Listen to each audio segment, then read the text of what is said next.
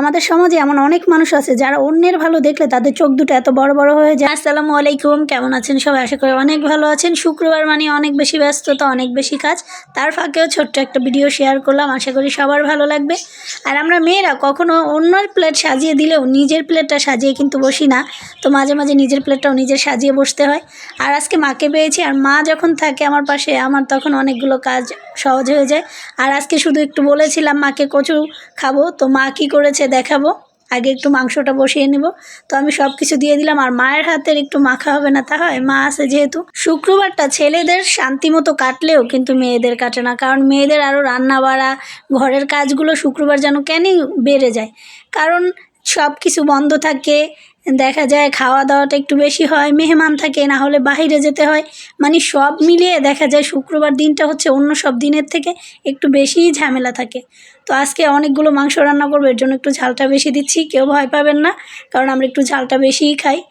আর ঝাল বেশি না হলে আসলে গরুর মাংস ভাজা লাগে না। আমার মা আগে বলতো যে গোশ খেলে মোচ জ্বলবে, তাহলেই তো গোশের স্বাদ বাড়বে। এর জন্য গরুর গোশে সবসময় একটু ঝালটা বেশি দিতে হয়। তো আমি একদম সব মশলা টশলা দিয়ে দেবো, আর মাকে দিয়ে আজকে খুব সুন্দর করে মাখিয়ে নেব। যার যার মা আছে সেই মেয়েগুলোই শুধু জানে আসলে মা থাকার যে কি শান্তি আর কি আনন্দ। তো মাকে আজকে বলেছিলাম যে মা, আমি একটু কচু খাবো। তো একদম সব রান্না বাড়া শেষ করবো, আর মা বলতেছে আচ্ছা ঠিক আছে। তো আমাদের পাশে আবার কচুর একটা অনেক বড় জায়গা আছে, তো বলছে আচ্ছা ঠিক আছে এনে দেবো, আগে মাংসটা মাখায় নি। তো উনি একদম খুব সুন্দর করে মাংসটা মাখায় দিতেছে। আর মাংস মাখার পর আমি কিন্তু সয়াবিন তেল আগে দিয়ে নিয়েছি, দিয়ে তারপরে এটার ভিতরে সরিষার তেলটা দিয়ে মানে রেখে দেব। অনেকেই বলে কাঁচা সরিষার তেলে নাকি একটা এক্সট্রা গন্ধ থাকে। আসলে মাংসটা যদি আপনি খুব ভালো করে কষাতে পারেন, মানে এই ঝোলটা বের হওয়ার পর যদি একদম তেলের ভিতরে খুব সুন্দর করে ভাজতে পারেন, কখনো গন্ধ আসবে না। আর গরম তেলটাও দিতে হবে না।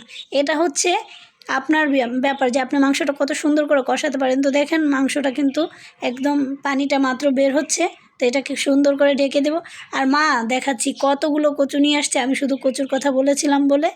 আসলে মারা এমনই হয়, যদি সন্তানও কোনো কিছু খেতে চায় তো সেটা সবার আগে হাজির। অল্প একটু কচু আনতে বলেছি, মা দেখেন এক গাঁঠি কচু নিয়ে আসছে। তো এখন এই কচুগুলো কুটে ভাপ দিয়ে রেখে দেবো, আবার পরে কখনো খাবো। যেহেতু আজকে অনেক বেশি রান্নাবাড়া হয়ে গেছে আর এত ব্যস্ততা ভালো লাগছিল না। আর সব সময় তো অন্যের প্লেটটাই সাজিয়ে দেই, আজকে নিজে একটু প্লেটটা গুছিয়ে তারপর খেতে বসবো। তো মাঝে মাঝে নিজের যত্নটা আসলে নিজেরই নিতে হয়। অন্য আপনার যত্ন নিক আর না নিক, আপনার নিজের যত্নটা নিজের নিতে হবে। নিজের ভালো থাকার দিকটা নিজেকেই দেখতে হবে। ও কেউ আমাকে ভালো রাখলো না, কেউ আমাকে বললো না, কেউ আমার খবর নিল না, সেটা না করে নিজের ভালোটা নিজেই বুঝুন, দেখবেন সব কিছু ঠিক হয়ে যাবে ইনশাল্লাহ।